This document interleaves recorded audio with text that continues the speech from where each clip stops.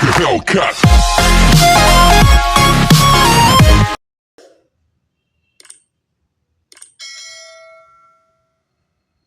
वो बच्चा जो होता है वो वियर्ड एक्ट करने लगता है। वो ऐसे शो कर रहा होता है जैसे वो फेंगजी को यहाँ से जाने का कह रहा होता है। वो चुपके से फेंगजी के पास आता है और जो होता है इवान जो होता है उसे इग्नोर करता है। और वो देखकर इवान को डर जाता है। मतलब उनमें कुछ ऐसा लग रहा होता है कि कोई ऐसी बात है। तो जैसे होता है ना, पहले ही खतरे की घंटी बजने लग जाती है।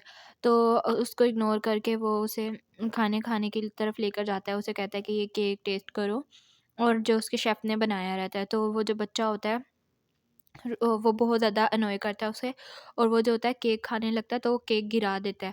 तो क्योंकि ज़रूर उसने उसमें कुछ डाला होगा, तो वो जो होता है इवान, उसे बहुत ज़्यादा गुस्सा आ जाता है। तो फेंगजी आके आता है, उस बच्चे को बचाता है और बोलता है कि कोई बात नहीं, रहने दो। और जो फेंगजी होता है वो इवान का ऐसा रूप देखकर एकदम से हैरान भी रहता है कि एकदम से उस बच्चे पर गुस्सा करने लगा है।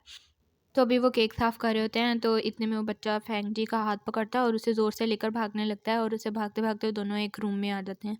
और उस रूम में जो होता है वो देखकर फेंगजी बिल्कुल हैरान रह जाता है। उस रूम में उसकी इतनी सारी पिक्चर्स होती हैं, और इससे उसे पता चल जाता है कि वो एक स्टोकर है और उसे कब से स्टोक कर रहा है। तो ये देखकर वो बहुत ज़्यादा डर जाता है, और जो बच्चा होता है उसे यही दिखाना चाह रहा होता है। तो वो बच्चे के साथ भागने का प्लान बनाता है, और वो उसे बोलता है कि हम यहाँ से अब कैसे निकलें। तो उस बच्चे को सारे रास्ते पता रहते हैं, तो वो उसे बोलता है कि मैं तुम्हें बताऊँगा यहाँ से कैसे निकलते हैं। अभी वो बोलता नहीं है, मतलब उसे सब समझा रहा होता है। तो वो जो होता है लाइट बंद कर देते हैं, और इसी में ना इवान वहाँ पर आ जाता है। किसी तरह से ना उसको पकड़ने की कोशिश करता है फेंगजी को, और जो फेंगजी होता है उसे ओवर पावर करता है और उसे वहाँ से भागने लगता है।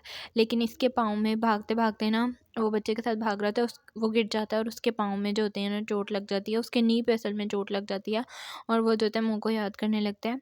और वहाँ में दिखाया जाता है जो मुँह होता है फेंगजी की लोकेशन को ट्रेस कर रहा होता है, और जो होता है उसे जब पता चलता है कि ये सब कुछ उसके ज़ैंग बॉयफ्रेंड ने करवाया, तो उसे मारता है वो, और जल्दी से रेडी होकर वहाँ से जाने लगता है। और वो जो होता है सबको भी बुलाता है अपने साथ, मतलब जो भी उसके बॉडीगार्ड्स वगैरह रहते हैं, और अपने अंकल को भी सब कुछ इन्फॉर्म कर देता है।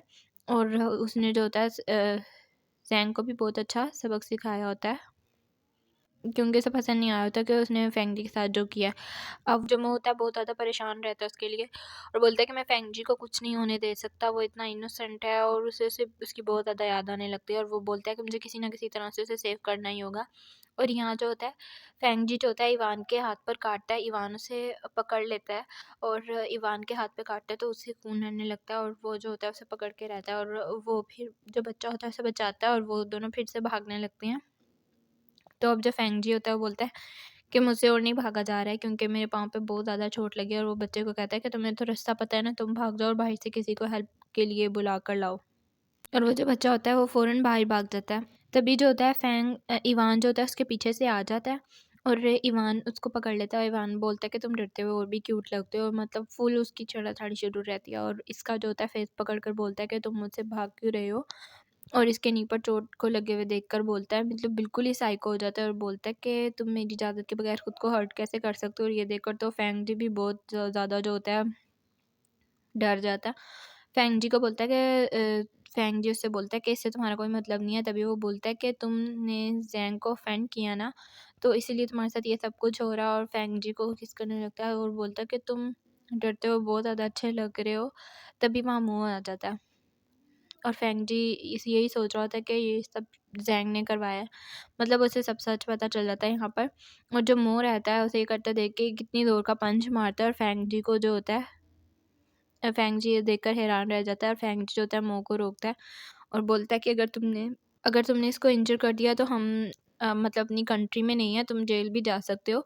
फेंग जी बोलता है तो फेंग जी बोलता है, वो बहुत ज़्यादा हैरान रहता है और अपनी इंजरी के बारे में बताता है, और वो इतना इमोशनल हो जाता है, और वो जो होता है मुँह को हग करने लगता है। तभी वहाँ पर जो होता है मुँह के अंकल की भी एंट्री होती है। वो अपने साथ कुछ लोगों को भी लाया होता है, और मुँह सोचता है कि ये अब डरा हुआ है कि तो अब ये और भी ज़्यादा मेरे साथ चिपकेगा। लेकिन वो बोलता है, उसे ना सब सच बताता है कि एक रूम है और वहाँ पे मेरी बहुत सारी पिक्चर्स हैं, तो क्या तुम वो डिस्ट्रॉय कर सकते हो? तो वो जो होता है उधर चला जाता है, और अपने अंकल को साथ लेकर, और वो जब देखता है तो वो भी हैरान रह जाता है। और वहाँ पर इवान भी आ जाता है, और जो इवान होता है वो रेजिस्ट करता है, लेकिन वो उसको बताता है कि अगर वो लॉयर है और उसका जो वेपन है वो उसका जो कोर्ट है वो है, और अब वो कोर्ट में बताएगा कि तुम जो हो मेरे बॉयफ्रेंड को किडनैप किया, तो और वो सोचो तुम्हारा क्या होगा। तो मुँह इसके जो कमरे में जो भी सारी पिक्चर्स होती हैं वो भी डिस्ट्रॉय कराता है, और उसके कैमरे में जो सारी पिक्चर्स होती हैं वो भी डिलीट करवाता है और बोलता है अगर तुम डिलीट नहीं करोगे तो मैं ये तोड़ दूँगा। ये सुनकर जो होता है इसका अंकल बहुत खुश होता है, कहता है देखो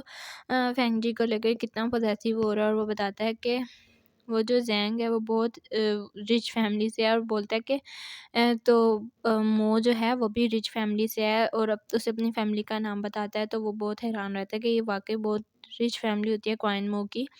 और इसको डराने के बाद वो फेंग जी के पास आता है और वो बताता है कि फ़िक्र मत करो, मैंने कैमरास डिस्ट्रॉय कर दिए हैं। ये सुनकर फेंग जी बहुत खुश होता है और वो बताता है कि लॉ जो है वो मेरा हथियार है, मेरे होते हुए तुम्हें कुछ नहीं हो सकता। मो को तब जो होता है फ़िक्र करता देख के जो फेंग जी की हार्ट बीट इतनी ज़्यादा तेज़ हो जाती है, मो फेंग जी को उठा लेता है और बोलता है कि मैं तुम्हें ले जाता हूँ, तुमसे तो चला नहीं जा रहा होगा। वो बोलता है नहीं नहीं तुम रहने दो, और इसको किस करता है और बोलता है कि तो क्या तुम चल सकते हो। और फिर वो इतना सीन क्रिएट करता है, तो ये अंकल देखकर उसका बहुत खुश हो रहा होता है, खुशी के आंसू रोने लगता है। तब तक जो होता है वो होटल आ जाते हैं, और जो फेंग जी होता है मुँह के शोल्डर पर ही सो गया होता है। वो ड्राइवर को बोलता है भगाने के लिए, जाओ पहले तुम चेक करके आओ। और वो उठकर जाता है और फिर से इसको उठाकर ले जाने लगता है। ऑब्वियसली ये फेंगी को अच्छा नहीं लगता और शोर मचाने लगता है, लेकिन तभी वो बोलता है, ऊपर आ जाता है उसे लेकर, बोलता है सामने देखो। सामने देखता है तो वो एक सरप्राइज़ होता है, मतलब एक कैंडल लाइट डिनर होता है और बहुत मज़े का होता है। तो वो बहुत खुश होता है, और जो होता है इसको बहुत प्यार से सीट पर बिठाता है। फेंग जी बोलता है वेट, क्या तुम चाहते हो कि मैं तुम्हारे साथ ये डिनर करूँ? और वो डरने लगता है कि मतलब ये क्या करेगा? वो बोलता है कि मैं तुम्हारा लवर नहीं हूँ, ओके।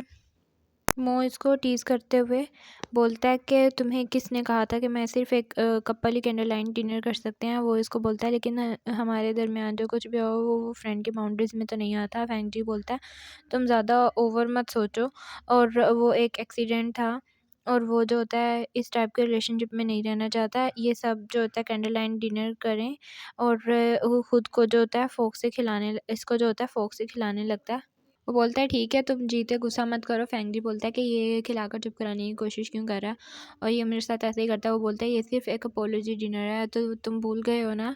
और वो इसको जो होता है वाइन सर्व करता है। फेंग जी बोलता है सॉरी, बोलता है जो कुछ भी हुआ मैंने तुम्हें जो कुछ भी बोला, मतलब उसे बता देता है कि जैंग की उसका जो प्लान था उसे पता चल गया। मुँह इसका फेस साफ करने लगता है। फेंग जी इसका हाथ पीछे करता है और वो जो होता है फुल गिलास खुद ही पी जाता है वाइन का, और इससे पूछता है कि मैं तुमसे एक सवाल पूछना चाहता हूँ। वो बोलता है क्या पूछना हूँ? वो बोलता है कि इवान ने मुझे बताया था कि जैंग ने मेरे साथ इन्वेस्टिगेट किया, और ये सब इसने मेरे साथ क्यों किया। तो वो ऑफेंड हो गया था, वो हमेशा मेरे साथ वही रखना चाहता था मुझे वहाँ पर, सब सारा प्लान में उसे बताता है। For more videos subscribe my channel.